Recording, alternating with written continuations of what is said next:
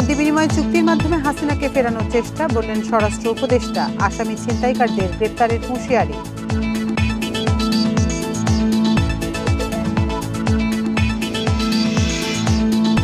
মৌলভীবাজারের নিরাপত্তা কর্মীকে হত্যার বদলে ভুলে আইনজীবী সুজনকে খুন, পরিকল্পনাকারী ও ভারতে 4 কিলার গ্রেপ্তার।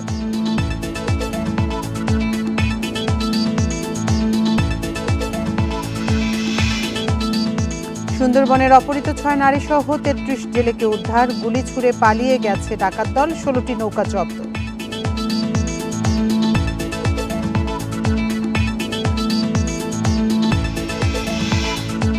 রাঙামাটির কিয়াংঘাটে বাসের সঙ্গে সাজেকগামী জিপের সংঘর্ষ, আহত 7 পর্যটক উপজেলা স্বাস্থ্য কমপ্লেক্সে ভর্তি।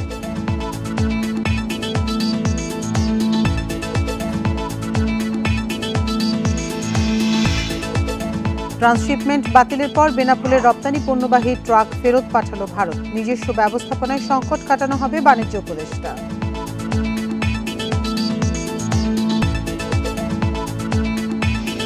বান্ডেল থাকলে প্রতি সেনমানিতে টাকা বাঁচবে। বিকাশ সেনমানি বান্ডেল কিনে জিতুন প্রতি লেনদেনে। স্বাগত সমগ্র বাংলাদেশ, আপনাদের সাথে আছি আমি আতিফান জুমান। শিরোনাম শুনছিলেন এতক্ষণ, এবার চলে যাচ্ছি পুরো খবরে। বন্দি বিনিময় চুক্তির মাধ্যমে শেখ হাসিনাকে ফিরিয়ে আনার চেষ্টা করা হবে বলে জানিয়েছেন স্বরাষ্ট্র উপদেষ্টা জাহাঙ্গীর আলম চৌধুরী। দুপুরে সুনামগঞ্জের শান্তিগঞ্জ থানা পরিদর্শনে গিয়ে তিনি কথা বলেন। স্বরাষ্ট্র উপদেষ্টা বলেন, ভারতের সাথে সংঘাতের কোনো সম্ভাবনা নাই। সেখানে পালিয়ে থাকা শেখ হাসিনা ও অন্যান্য মন্ত্রী এমপিদের ফিরিয়ে আনার চেষ্টা চলছে। তাছাড়া ইসরায়েল বিরোধী বিক্ষোভ মিছিল থেকে সিলেট সহ বিভিন্ন জায়গায় যারা লুটপাট করেছে তাদের কাউকে ছেড়ে দেওয়া হবে না। এর আগে সিলেটে থানা পরিদর্শন শেষে তিনি বলেন, ছাত্র জনতার গণ অভ্যুত্থানে রাজনৈতিক পট পরিবর্তনের পর দেশের বিভিন্ন থানা ও ফাঁড়ি থেকে লুট হওয়া অস্ত্র প্রত্যাশা অনুযায়ী উদ্ধার করা সম্ভব হয়নি, তবে অস্ত্র উদ্ধারে অভিযান চলছে। ইন্ডিয়ার সাথে আমাদের একটা চুক্তি আছে যে যদি ক্রিমিনালদের হ্যান্ড ওভার করার, এই চুক্তির আন্ডারে হয়তো আনার চেষ্টা করা হবে। নিজস্ব কিছু হাতিয়ারও তো আমরা হারাইছি, ওইগুলো তো আমাদের সব কটা উদ্ধার করা যায়নি। আমরা চেষ্টা করতেছি ওইগুলো উদ্ধার করার জন্য। ওইগুলো উদ্ধার হয়ে গেলে আইন শৃঙ্খলার পরিস্থিতি আরও ভালো হবে। মৌলভীবাজারে আইনজীবী সুজন মিয়া হত্যার ঘটনায় 5 জনকে গ্রেপ্তার করেছে পুলিশ। দুপুরে সংবাদ সম্মেলনে পুলিশ সুপার জাহাঙ্গীর হোসেন জানান, সদর উপজেলা খালিশপুর এলাকার নজির মিয়ার সাথে প্রতিবেশী সিকিউরিটি গার্ড মিসবা মিয়ার জমি নিয়ে বিরোধ চলছিল। এর জেরে মিসবাকে হত্যার পরিকল্পনা করেন নজির মিয়া। খুনিদের ভাড়া করে হত্যার পরিকল্পনাও করেন। এ সময় মিসবার ছবি দেখে ভুল করে সুজন মিয়াকে টার্গেট করে হত্যা করে খুনিরা। পরে পুলিশ সিসিটিভি ফুটেজ দেখে হত্যার মূল পরিকল্পনাকারী সহ 5 জনকে গ্রেপ্তার করে। প্রাথমিক জিজ্ঞাসাবাদে হত্যার সাথে জড়িত থাকার কথা স্বীকার করেছে তারা। রোববার রাতে মৌলভীবাজার পৌরসভার সামনে আইনজীবী সুজন মিয়াকে ছুরিকাঘাতে হত্যা করা হয়। এ ঘটনায় নিহতের ভাই অজ্ঞাতদের আসামি করে মামলা করেন। কিলার গ্রুপের মেকানিজমে ছিলেন রহিম নামে এক ব্যক্তি। তিনি এই রহিম হলো এই মেলার মাঠ থেকে মিসবাকে ভিডিও কলের মাধ্যমে দেখান কিলার গ্রুপকে, কিন্তু আসলে ওই ব্যক্তি মিসবা ছিলেন না, উনি ছিলেন হলো অ্যাডভোকেট সুজন মিয়া।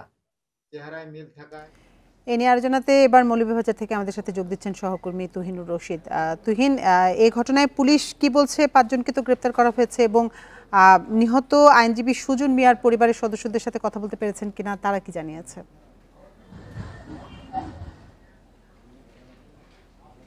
দেখুন, আসলে পুলিশ আমাদেরকে আজকে দুপুরে তার প্রেস ব্রিফিংয়ে জানিয়েছে যে এই ঘটনার সাথে তারা প্রাথমিক পর্যায়ে 10 জনের সম্পৃক্ততার খবর পেয়েছেন এবং এই 10 জনের মধ্যে তারা 5 জনকে ইতিমধ্যে গ্রেফতার করতে পেরেছেন এবং এই 5 জনকে তারা বিভিন্ন জায়গা থেকে মৌলভীবাজারের বিভিন্ন জায়গায় তারা তথ্য প্রযুক্তির মাধ্যমে মূলত তাদেরকে তারা গ্রেফতার করেন এবং তার আগে তারা সিসিটিভি যেসব আছে সেগুলি তারা পর্যবেক্ষণ করেন এবং সেগুলি পর্যবেক্ষণের মধ্যে দিয়ে মূলত যারা কিলিং এর সাথে সরাসরি সম্পৃক্ত ছিল তাদেরকে তারা শনাক্ত করতে পারেন।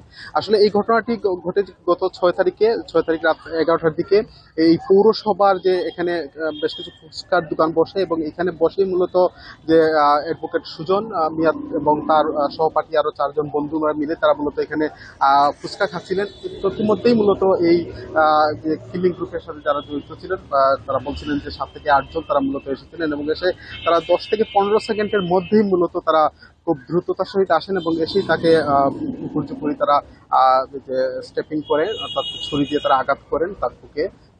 পরক্ষণে তিনি লুটিয়ে পড়েন, তাকে নিয়ে তার সহপাঠীরা মূলত তাকে হাসপাতালে নিয়ে যান এবং হাসপাতালে নিয়ে যাওয়ার পরে সেখানে চিকিৎসক তাকে মৃত ঘোষণা করেন। আসলে এই ঘটনার পর থেকে মৌলভীবাজারের সর্বস্তরে কিন্তু একটা মানে আলোচনা সমালোচনা এবং মানুষের মধ্যে একটা উৎকণ্ঠা বিরাজ করছিল, কারণ এ ধরনের ঘটনা যে ঘটেছে সেটি নিয়ে আসলে কেউ প্রস্তুত ছিলেন না। তো আসলে এই যে মিসপা এবং নাজিব মিয়ার কথা বলা হচ্ছে, তাদের মূলত পূর্বশত্রুতার যে জের ছিল তাদের দুজনের মধ্যেই। তারা মূলত নাজিব মিয়া তিনি মিসপাকে তাকে শাস্তা করার জন্যই মূলত ভাড়াটিয়া এই যে কিলিং গ্রুপের সাথে সম্পৃক্ত তাদেরকে মূলত তারা তাদের সাথে চুক্তি করেন এবং এই চুক্তি মোতাবেক মূলত তাদেরকে এই শাস্তা করার জন্যই তিনি নেন। কিন্তু যারা ওই কিলিং এর সাথে যুক্ত ছিলেন তারা মূলত সেখানে ভুল করে যে অ্যাডভোকেট রয়েছেন সুজন মিয়া, তাকে মূলত তারা স্টেপিং করেন এবং তারা হত্যাকাণ্ড করেন। এই ঘটনায় মৌলভীবাজারে এখন আসলে সর্বক্ষেত্রে কিন্তু আলোচনা চলছে যে আসলে এই ধরনের একটা ঘটনা ঘটেছে, সামাজিক অপক্ষয় এবং এতে করে যে মানুষের যে নিরাপত্তার ব্যাপারটা সেটি নিয়ে কিন্তু আলোচনা চলছে। তো সব মিলে পুলিশ আসলে এখন যেটি বলছে যে তারা এখন যে 5 জনকে আটক করেছে, বাকি 5 জনকে বা আরো এটার সাথে সম্পৃক্ত যারা আছেন তাদেরকে তারা আটক এবং তাদেরকে শাস্তিতে আওতায় নিয়ে আসার জন্য তারা প্রচেষ্টা চালিয়ে যাচ্ছেন। এই ছিল আসলে মৌলভীবাজার থেকে আইনজীবী সুজন হত্যার যে আসামিদের ধরার সর্বশেষ খবর। মৌলভীবাজার থেকে সবশেষ তথ্য জানাচ্ছিলেন সহকর্মী তুহিনুর রশিদ। সুন্দরবনে অপহৃত 6 নারীসহ 33 জেলেকে উদ্ধার করেছে কোস্টগার্ড। ভোরে সুন্দরবনের করকরি নদী সংলগ্ন এলাকা থেকে তাদের উদ্ধার করা হয়। কোস্টগার্ড জানায়, করকরি নদীর মাল্লাখালী এলাকায় অভিযান চালিয়ে তাদের উদ্ধার করা হয়। এ সময় ডাকাত দল কোস্টগার্ডের উপস্থিতি টের পেয়ে ফাঁকা গুলি ছুড়ে পালিয়ে যায়। উদ্ধারকৃতদের প্রাথমিক চিকিৎসা ও প্রয়োজনীয় খাবার দেওয়া হয়েছে। এছাড়া ঘটনাস্থল থেকে 16টি নৌকা জব্দ করা হয়েছে। এর আগে গত 9 এপ্রিল ভুক্তভোগীরা মাছ কাঁকড়া ধরতে সুন্দরবনে যায়। সে সময় ডাকাত দলটি তাদের জিম্মি করে জনপ্রতি 10,000 টাকা মুক্তিপণ দাবি করে।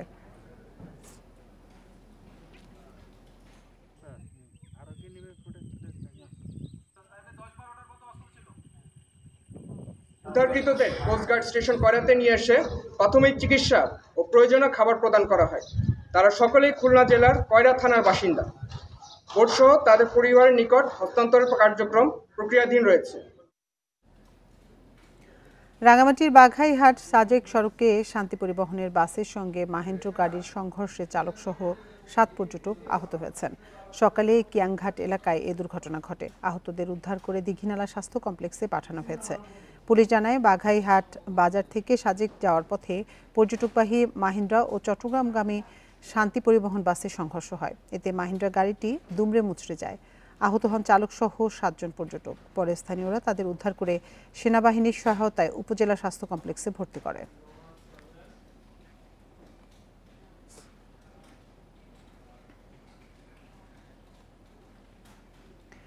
ট্রান্সশিপমেন্ট সুবিধা বাতিলের পর 4 ট্রাক রপ্তানি পণ্য ফেরত পাঠিয়েছে ভারত। বুধবার সন্ধ্যায় বেনাপোল স্থলবন্দর দিয়ে যাওয়া পণ্যবাহী ট্রাক ভারতের স্থলবন্দরের গেট থেকেই ফেরত পাঠানো হয়। স্থলবন্দর কর্তৃপক্ষ জানায়, বন্দর দিয়ে ট্রানজিট সুবিধা বন্ধের জন্য ভারতের অর্থ মন্ত্রণালয়ে একটি চিঠি কাস্টমসে পাঠানো হয়। এরপরই ট্রানজিট সুবিধার পণ্য বেনাপোল থেকে পেট্রাপোল বন্দরে প্রবেশ বন্ধ হয়ে গেছে। এর আগে গত মঙ্গলবার ভারতের ভূখণ্ড ব্যবহার করে বাংলাদেশের পণ্য তৃতীয় দেশে যাওয়ার সুবিধা বাতিল করে দেশটি।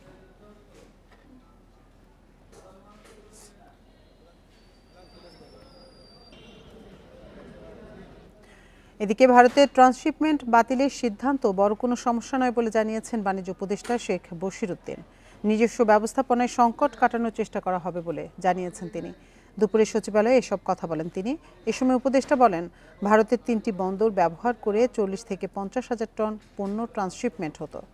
এটি বাতিলের পর নিজস্ব ব্যবস্থাপনায় তৃতীয় দেশগুলোতে রপ্তানি সক্ষমতা অর্জনের পরিকল্পনা করছে সরকার। পাশাপাশি বাণিজ্যিক সক্ষমতা বাড়ানোরও চেষ্টা চলছে। ভারতের এই আকস্মিক সিদ্ধান্তে রপ্তানিতে কোনো প্রভাব পড়বে না। বাণিজ্য উপদেষ্টা আরও বলেন, যুক্তরাষ্ট্র বাড়তি শুল্ক 3 মাস স্থগিত করায় তা তাৎক্ষণিক সুরক্ষা দেবে। এতে আলোচনার জন্য সময় পাওয়া যাচ্ছে। সাময়িক স্থগিতাদেশ দেয়ায় নিজেদের সক্ষমতা বৃদ্ধি, বাণিজ্যিক ঘাটতি কমানোর নানা পদক্ষেপ নেওয়ার কাজ চলছে।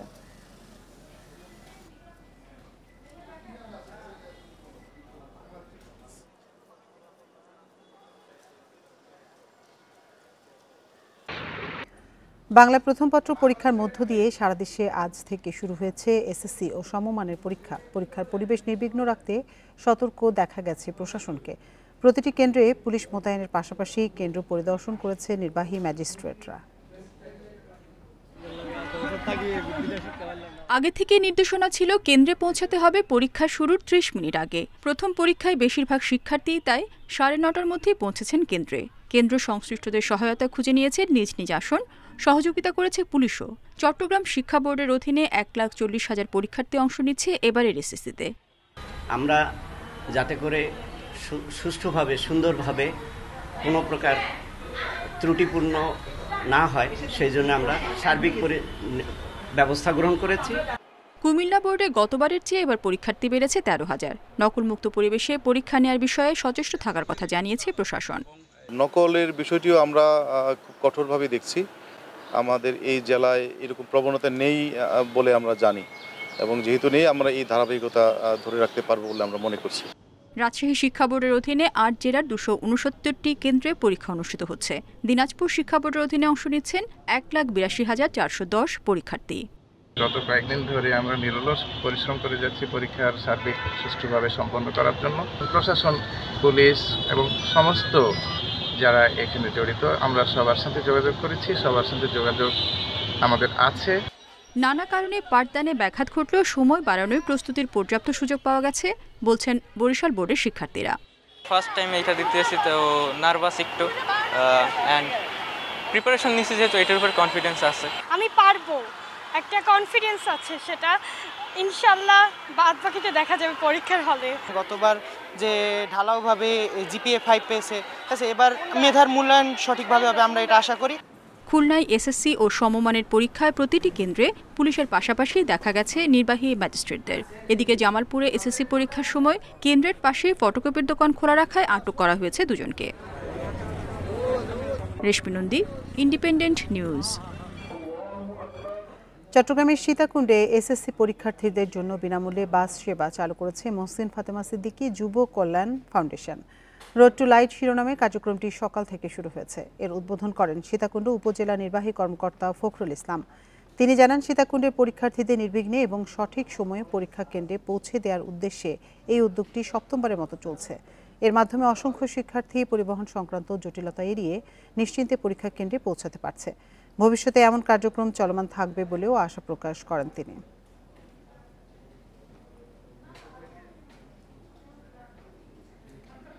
পরীক্ষা কেন্দ্রের সামনে অভিভাবকদের উপচে পড়া ভিড় ও যানজটের ভোগান্তিতে বিরক্ত অনেক পরীক্ষার্থী। এসএসসি ও সমমানের পরীক্ষার প্রথম দিনের এমন তিক্ত অভিজ্ঞতা থেকে রেহাই চান তারা। এদিকে পরীক্ষা শেষ হওয়ার ৬০ দিনের মধ্যেই ফল প্রকাশ করা হবে বলে জানান শিক্ষা উপদেষ্টা অধ্যাপক ডক্টর চৌধুরী রফিকুল আবরার। বাংলা প্রথম পত্রের পরীক্ষার মধ্য দিয়ে শুরু এবারের এসএসসি পরীক্ষা। সারা দেশে যা অনুষ্ঠিত হচ্ছে ৩,৭১৫টি কেন্দ্রে। পরীক্ষা শুরুর অনেক আগে থেকেই কেন্দ্রের সামনে অভিভাবকদের উপচে পড়া ভিড়ে বেগ পেতে হয় পরীক্ষার্থীদের। যানজটের ভোগান্তিতেও পড়তে হয় অনেককেই। যারা লেট এসেছে তাদের জন্য একটু টাফ হয়ে গেছে। ওই সামনে মোড় থেকে আর কি আসতে আমাদের সমস্যা হয়েছে, ওখান থেকে নেমে আমরা হেঁটে হেঁটে আসছি। জ্যাম ছিল রাস্তায়, যেহেতু সবাই প্রথম পরীক্ষার দিনে মা বাবাকে নিয়ে এসেছিলেন, তো অনেকটা দেরি হয়েছে। মতিঝিল সরকারি বালক উচ্চ বিদ্যালয় পরিদর্শনে আসেন শিক্ষা উপদেষ্টা। এ সময় তিনি জানান, পরীক্ষা নিয়ে সামাজিক যোগাযোগ মাধ্যমে গুজব ছড়ানো হলে কঠোর ব্যবস্থা নেওয়া হবে। ফল প্রকাশ হবে পরীক্ষা শেষ হওয়ার ৬০ দিনের মধ্যেই। যেই সমস্ত সূত্র থেকে প্রশ্নপত্র ফাঁস অতীতে হয়েছে বলে জানা গেছে, আমরা চেষ্টা করেছি সেই সূত্রগুলো প্লাগ করা, যে সেখান থেকে যেন না হতে পারে। তো আশা করি আমরা সাকসেসফুল হব, এবং আজকের আগে আমরা ওই ধরনের কোনো ঘটনা ঘটেনি, এবং এক্ষেত্রে অবশ্যই একটা টপ প্রায়োরিটি এরিয়া হিসেবে আমরা এটাকে দেখেছি এবং কার্যকর একটা প্রয়োজনীয় ব্যবস্থা আমরা গ্রহণ করেছি। পরীক্ষার প্রশ্ন সহজ কঠিন নিয়ে মিশ্র প্রতিক্রিয়া পরীক্ষার্থীদের। আলহামদুলিল্লাহ ভালো হয়েছে, এমসিকিউ ইজি ছিল। কমন চ্যাপ্টারগুলো থেকে কোশ্চেন করা হয় নাই, একটু কমপ্লেক্স যেগুলো ভাবছি আসবে না ওগুলা থেকেই আসছে। প্রশ্ন অনেক ইজি ছিল আর এমসিকিউ ভালো হয়েছে। হলের পরিবেশ ভালোই ছিল, স্যাররা অনেক আন্তরিক। এবছর পরীক্ষার্থী 19,28,970 জন। 2024 সালের তুলনায় প্রায় 1 লাখ পরীক্ষার্থী কম। গতবার এসএসসি ও সমমানের পরীক্ষার্থী ছিল 20,24,192 জন। প্রথম দিনের পরীক্ষা সুষ্ঠুভাবে অনুষ্ঠিত হয়েছে। এই ধারা একদম শেষ পরীক্ষা পর্যন্ত বজায় থাকুক, এমনটাই প্রত্যাশা শিক্ষার্থী এবং অভিভাবকদের। নূরে আলম, ইন্ডিপেন্ডেন্ট নিউজ, ঢাকা। গাজায় গণহত্যার প্রতিবাদে সংহতি প্রকাশ করে নয়াপল্টনে সমাবেশ ও বিক্ষোভ মিছিল করছে বিএনপি। আমরা সরাসরি চলে যাচ্ছি সেখানে। তাদের মত এবং পথ পরিবর্তনের জন্য মুসলিম বিশ্ব যথাযথ ভূমিকা পালন করতে পারে। আমরা বাংলাদেশের যে অন্তর্বর্তীকালীন সরকার আছে, আমরা তাদের কাছে অনুরোধ করব এই বিষয়ে প্রয়োজনীয় উদ্যোগ নেওয়ার জন্য। কারণ এটা কোনো মতেই গ্রহণযোগ্য না। ক্রমাগত অব্যাহতভাবে একটা জাতিসত্তাকে নিঃশেষ করার জন্য এই খুন, এই নৃশংসতা চালিয়ে যাওয়া হবে, এটা গ্রহণযোগ্য হতে পারে না। যারা এটা সহ্য করে তারাও মানবতা বিরোধী কাজ করছে। আমরা দাবি করব ইসরায়েলের এই মানবতা বিরোধী অপরাধ দমন করার জন্য যা কিছু করা প্রয়োজন তা করা উচিত। আমার বন্ধুরা বলেছেন ইসরায়েলি পণ্য বয়কটের কথা। আমি এটা সমর্থন করে বলছি, বয়কট মানে কি? বয়কট হলো আমি সেটা ব্যবহার করব না, এমনকি কেউ যদি আমাকে উপহার হিসেবেও দেয় আমি সেটা গ্রহণ করব না। কিন্তু আমরা দেখেছি আমাদের দেশেও কিছু কিছু জায়গায় ইসরায়েলি প্রতিষ্ঠান বলে কিছু কিছু জায়গা আক্রমণ করা হচ্ছে, সেখান থেকে কিছু জিনিস লুটপাট করা হচ্ছে। আমরা যেটা বর্জন করতে চাই সেটা কেড়ে নেওয়ার চেষ্টাও কিন্তু অপরাধ। কাজে আমরা অনুরোধ করব আমরা শান্তিপূর্ণভাবে আমাদের হৃদয়ের সবটুকু ঘৃণা দিয়ে, সবটুকু সাহস দিয়ে আমরা ফিলিস্তিনি জনগণের পক্ষে থাকব। কিন্তু এমন শক্তি বাংলাদেশে আছে যারা আমাদের মতের সঙ্গে একমত না, তারাই আন্দোলনটাকে দুর্বল করার জন্য আমাদের এই আন্দোলনে বিশৃঙ্খলা সৃষ্টির চেষ্টা করবে, টাকা পয়সা খরচ করেও চেষ্টা করবে, এখানে অনুপ্রবেশকারী ঢুকিয়ে চেষ্টা করবে। কাজে যদি কেউ কোনো বিশৃঙ্খলার চেষ্টা করে বুঝবেন তারা পতিত স্বৈরাচারের লোক, তারা ইসরায়েলের লোক, তারা ফিলিস্তিনিদের হত্যাকারীদের পক্ষের লোক। তাদেরকে প্রতিহত করবেন আপনারা, মারপিট না, থানায় পুলিশের কাছে তুলে দেবেন। আমি আবার আপনাদের বলতে চাই, বাংলাদেশের কোটি কোটি মানুষ মন প্রাণ দিয়ে চায় ইসরায়েল একটা স্বাধীন রাষ্ট্র হিসাবে প্রতিষ্ঠা পাক। এই ব্যাপারে অনেক রেজুলেশন আছে, আমরা তার বাস্তবায়ন দাবি করছি। গাজায় গণহত্যার প্রতিবাদে সংহতি প্রকাশ করে নয়াপল্টনে সমাবেশ ও বিক্ষোভ মিছিলের আয়োজন করেছে বিএনপি। আমরা তখন সরাসরি ছিলাম সেখানে।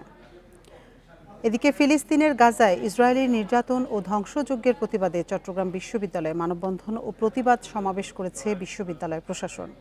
সকালে বিশ্ববিদ্যালয় শহীদ মিনার চত্বরে এসব কর্মসূচিতে বিভিন্ন বিভাগের শিক্ষক, শিক্ষার্থী ও সর্বস্তরের কর্মকর্তা কর্মচারীরা অংশ নেন।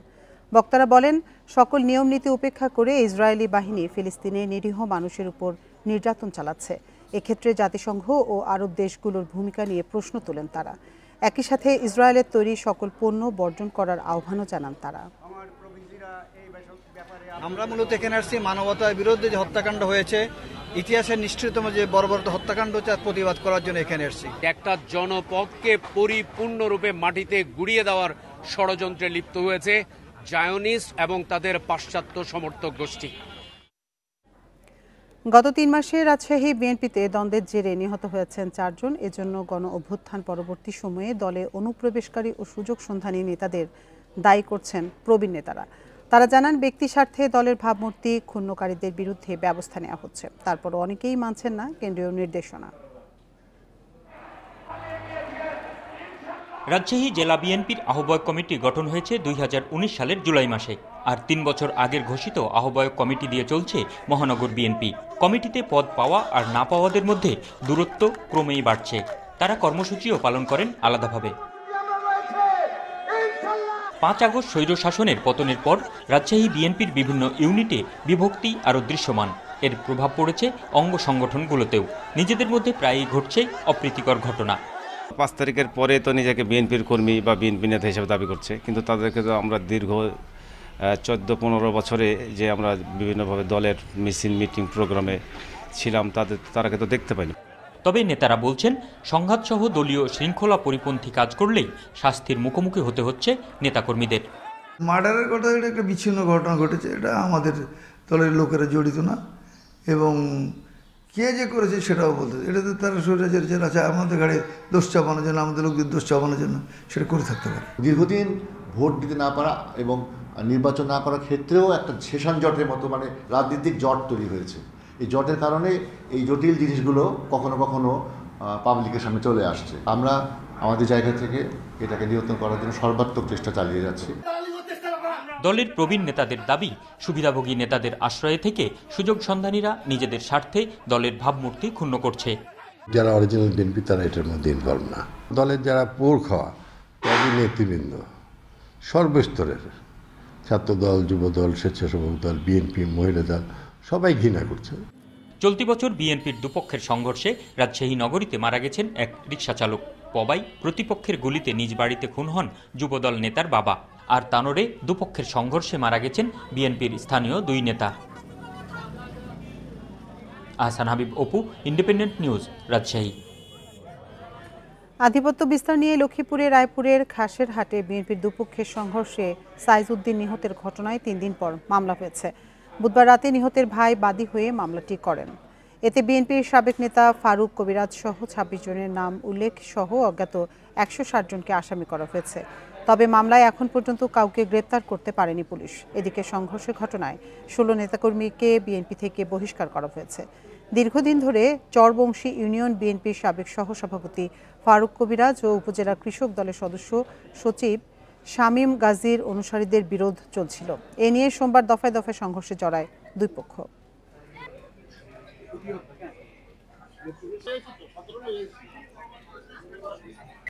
গরমে পিরোজপুরে হঠাৎ বেড়েছে ডায়রিয়া প্রকোপ। গত 7 দিনে সদর হাসপাতালে ভর্তি হয়েছে 230 জন রোগী। পর্যাপ্ত বেড না থাকায় মেঝেতে চিকিৎসা দেওয়া হচ্ছে রোগীদের। ফলে সেবা দিতে হিমশিম খাচ্ছেন নার্স ও চিকিৎসকরা। আর কাঙ্ক্ষিত সেবা না পাওয়া এবং অপরিচ্ছন্নতার অভিযোগ রয়েছে রোগী ও স্বজনদের। হাসপাতাল কর্তৃপক্ষ জানায়, ঈদের পর থেকেই হঠাৎ জেলায় ডায়রিয়া প্রকোপ শুরু হয়েছে। ডায়রিয়া ওয়ার্ডে জায়গা না হওয়ায় এবং লোকবল সংকটে সেবা কিছুটা ব্যাহত হচ্ছে।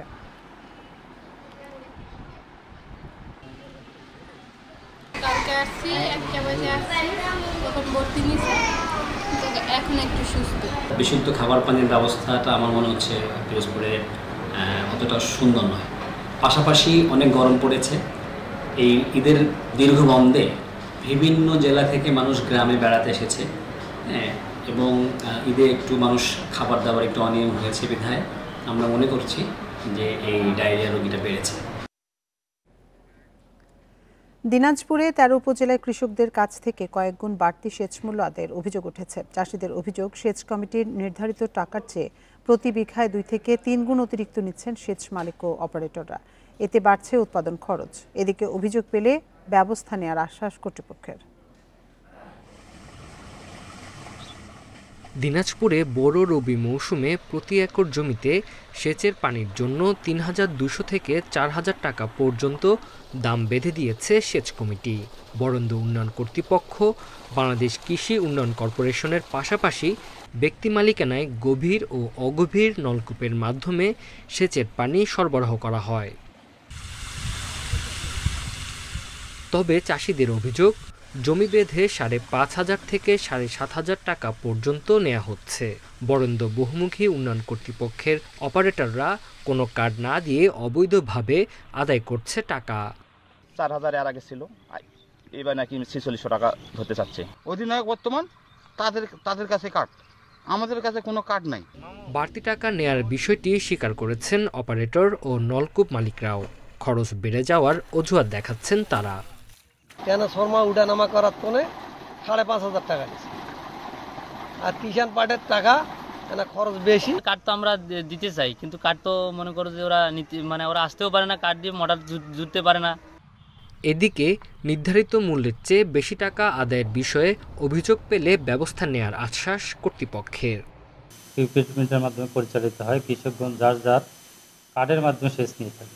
এর বাইরে যদি কোনো বিষয় থাকে, কোনো অভিযোগ স্পেসিফিকভাবে আমাদের জানালে আমরা সেগুলো তদন্ত করে প্রয়োজনীয় ব্যবস্থা গ্রহণ করি। উপজেলা কমিটির যে সেচ কমিটি রয়েছে তারা যদি মিটিং করে, প্রতি মাসে মিটিং হয় এবং যে কোনো জরুরি প্রয়োজনে তারা মিটিং করে কোথাও সমস্যা দেখা দিলে তাৎক্ষণিকভাবে সে ব্যবস্থা গ্রহণ করবে। জেলায় ৭২,৭৭৬টি গভীর ও অগভীর সেচ যন্ত্রের মধ্যে ১,৭৭৩টি বরেন্দ্র উন্নয়ন কর্তৃপক্ষের। এছাড়া বিএডিসির ১২৪টি এবং বাকিগুলো ব্যক্তি মালিকানাধীন। Independent news. মেহেরপুরে চুরি ও ছিনতাই হওয়া ১০৭টি মোবাইল ও ব্যাংকিং প্রতারণার মাধ্যমে হাতিয়ে নেওয়া ৬ লাখ টাকা উদ্ধার করেছে পুলিশ। দুপুরে পুলিশ সুপার কার্যালয়ে সংবাদ সম্মেলনে জানানো হয়, মেহেরপুর জেলার ৩ থানায় মোবাইল চুরি ও ছিনতাইয়ের অভিযোগে সাধারণ ডায়েরি করেন ভুক্তভোগীরা। পরে ফেব্রুয়ারি ও মার্চ মাসে বিভিন্ন স্থানে অভিযান চালিয়ে ১৬০টি মোবাইল ফোন উদ্ধার করা হয়। পরে প্রকৃত মালিকদের কাছে মোবাইল হস্তান্তর করা হয়। এছাড়া মোবাইল ব্যাংকিং মাধ্যমে হাতিয়ে নেওয়া ৬ লাখ টাকাও উদ্ধার করা হয়েছে।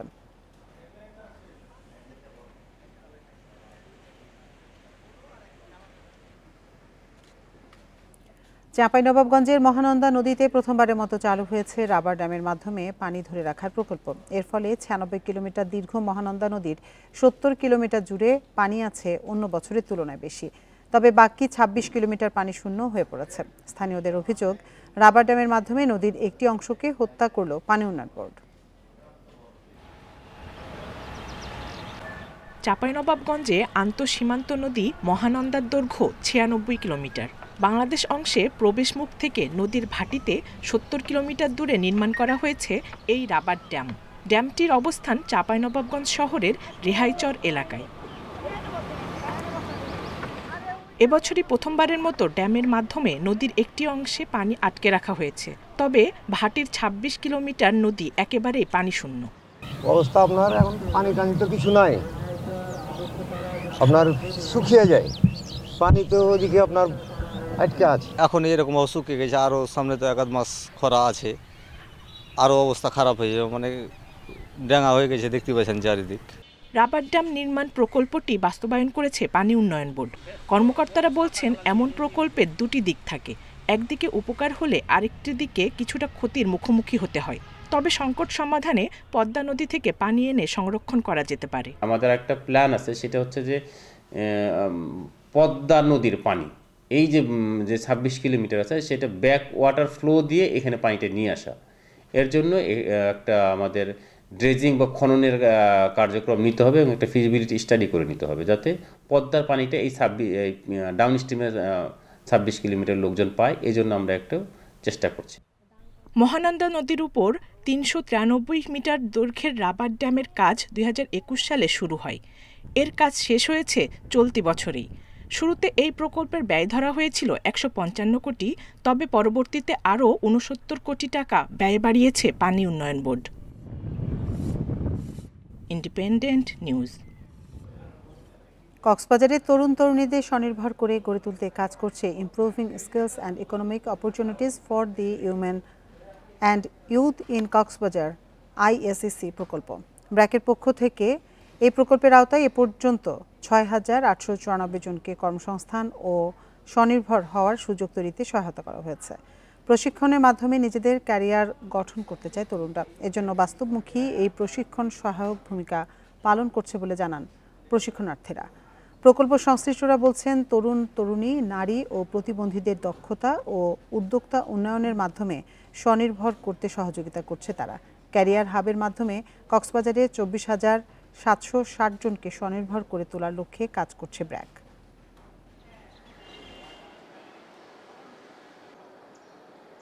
এখানে এসে আমি সবথেকে বেশি যেটা ফিল করতে পারছি, আমার নিজের মধ্যে কনফিডেন্টটা অনেক বাড়ছে। এখানে আসার পর আমি আমার নিজের ওয়েল গ্রুমিংটা ডেভেলপ করি, আমার কথা বলাটা ডেভেলপ করি। কোন সেক্টরে কাজ করার জন্য কী ধরনের প্রস্তুতি প্রয়োজন, তাদের কী ধরনের প্রশিক্ষণ প্রয়োজন, এই ধরনের কাউন্সেলিংটা তাদেরকেও দেওয়া হচ্ছে। তো এটার মাধ্যমে আমরা যেটা চেষ্টা করছি যে আমাদের ইয়াং জেনারেশন আরও বেটার চয়েস করতে পারবে। চাকরি পাওয়ার ক্ষেত্রে তার একাডেমিক রেকর্ড এবং কেরিয়ারটা কিভাবে যাবে এই ব্যাপারে এখানে ফেসিলিটেট করা হয়। এই নিউজগুলো কিন্তু আমরা বিভিন্ন যুব সংগঠনের মাধ্যমে অথবা আমরা জেলা পর্যায়ে বিভিন্ন মিটিংয়ে আমরা ডিসেমিনেট করে থাকি। নানা আয়োজনে খাগড়াছড়িতে শুরু হয়েছে মারমাদের 6 দিনের সংগ্রাহী উৎসব। পুরনো বছরকে বিদায় দিয়ে নতুন বছর বরণের এই আয়োজন মারমা জাতিগোষ্ঠীর প্রধান সামাজিক উৎসব। আয়োজকরা বলছেন অন্তর্ভুক্তিমূলক দেশ করতে এমন উৎসব সহায়ক ভূমিকা রাখবে। মারমা সম্প্রদায়ের প্রধান সামাজিক উৎসব মহাসাংগ্রাহী উপলক্ষে এমন বর্ণিল আয়োজন খাগড়াছড়ি জেলা সদরের পানখাইয়া পাড়ায়। উদ্বোধনী অনুষ্ঠানে যোগ দেন নানা বয়সী নারী পুরুষ। শুরুতে ঐতিহ্যবাহী নৃত্য ও গান পরিবেশন করেন মারমা শিল্পীরা। পরে উদ্বোধন করা হয় মারমাদের ঐতিহ্যবাহী দ খেলা, আলারি খেলা। আমরা আজকে অনেক মজা করব।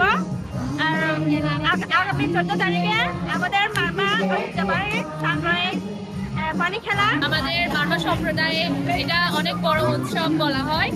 নিজেদের ঐতিহ্য, ভাষাচর্চা ও সুরক্ষার পাশাপাশি আগামী প্রজন্মের কাছে সুন্দর ও সমৃদ্ধ সংস্কৃতি উপহার দিতে প্রতি বছরই এমন আয়োজন করছে মারমা উন্নয়ন সংসদ। এগুলো অবলুপ্তির পথে, বিলুপ্তির পথে দিকে যাচ্ছে। সেই কারণে সংস্কৃতি এবং ক্রীড়াকে সমুন্নত করার জন্য, এটাকে ধরে রাখার জন্য এই প্রয়াস। পাহাড়ে বর্ষবরণের এমন আয়োজন অন্তর্ভুক্তিমূলক দেশ গড়তে সহায়ক ভূমিকা রাখবে বললেন জেলা প্রশাসক। আমরা মনে করি যে আমাদের এখানে যে বিভিন্ন জাতিগোষ্ঠী রয়েছে তাদের মধ্যে যে মেলবন্ধনের তৈরি হচ্ছে, সেটি আমাদেরকে আগামীর সুন্দর বাংলাদেশ গড়ার ক্ষেত্রে একটি বৈষম্যহীন, সুখী সমৃদ্ধ বাংলাদেশ এবং অন্তর্ভুক্তিমূলক বাংলাদেশ গঠনের ক্ষেত্রে একটি বড় ভূমিকা পালন করবে। 6 দিনের উৎসবে সাংগ্রাহী শোভাযাত্রা, খেলাধুলা সহ নানা আয়োজন থাকছে। 14 এপ্রিল উৎসবের মূল আকর্ষণ মৈত্রী পানি বর্ষণ। Independent news. ঢাকার ধামরাইয়ে ওয়াশিং কারখানায় ডাকাতির ঘটনায় আন্তজেলা ডাকাত দলের 5 সদস্যকে গ্রেপ্তার করেছে পুলিশ। জব্দ করা হয়েছে ডাকাত দলের ব্যবহৃত পিকআপটি। পুলিশ জানায় গত 5 ফেব্রুয়ারি রাতে ধামরাইয়ের কেলিয়ায় মেন্স ওয়াশিং কারখানায় ডাকাতরা নিরাপত্তা প্রাচীর টপকে ভেতরে প্রবেশ করে। এরপর অস্ত্রের মুখে নিরাপত্তা প্রহরীদের হাত পা বেঁধে কারখানার ভিতরে ট্রান্সফরমারে ব্যবহৃত তামার তার ও বেশ কয়েকটি ল্যাপটপ সহ মূল্যবান জিনিসপত্র লুট করে। এই ঘটনায় কারখানা কর্তৃপক্ষ বাদী হয়ে অজ্ঞাতদের আসামি করে ধামরাই থানায় ডাকাতি মামলা করে। লক্ষ্মীপুরে তথ্য উপদেষ্টা মাহফুজ আলমের বাবার উপর হামলার ঘটনায় ছাত্রদল ও যুবদলের 2 নেতা আটক করেছে পুলিশ। বুধবার রাতে গাজীপুরের কালীগঞ্জ থেকে তাদের আটক করা হয়। দুপুরে তাদের আদালতের মাধ্যমে জেল হাজতে পাঠানো হয়। হামলার সাথে জড়িত না থাকায় আটক ইছাপুর ইউনিয়ন ওয়ার্ড যুবদলের সিনিয়র সহসভাপতি আব্দুল কাদেরকে পারিবারিক জিম্মায় ছেড়ে দেওয়া হয়। এর আগে 30 মার্চ রাতে রামগঞ্জ উপজেলার নারায়ণপুর এলাকায় তথ্য উপদেষ্টা মাহফুজ আলমের বাবা ইউনিয়ন বিএনপির সাংগঠনিক সম্পাদক আজিজুর রহমান বাচ্চুর উপর হামলার ঘটনা ঘটে। ইসরায়েল ফিলিস্তিন ইস্যুতে ফেসবুকে গুজব ছড়ানোকে কেন্দ্র করে নিরাপত্তাহীনতা ও উদ্বেগের মধ্যে রয়েছে নোয়াখালীর রেস্তোরাঁ ও পার্টি সেন্টারের মালিক কর্মচারীরা। দুপুরে সংবাদ সম্মেলনে এই শঙ্কার কথা জানান তারা। বলা হয়, গাজায় গণহত্যার প্রতিবাদে ইসরায়েলের পণ্য বর্জনের দাবিতে ফেসবুকে গুজব ও বিভ্রান্তিকর তথ্য ছড়িয়ে অস্থিতিশীল পরিবেশ সৃষ্টি করা হচ্ছে। এর সুযোগে বিভিন্ন প্রতিষ্ঠানে হামলা, ভাঙচুর, লুটপাট করছে একটি গোষ্ঠী। এ কারণে শহরের রেস্তোরাঁ ও পার্টি সেন্টারের মালিক কর্মচারীরা নিরাপত্তাহীনতায় ভুগছেন। এ বিষয়ে প্রশাসনের হস্তক্ষেপ চান তারা।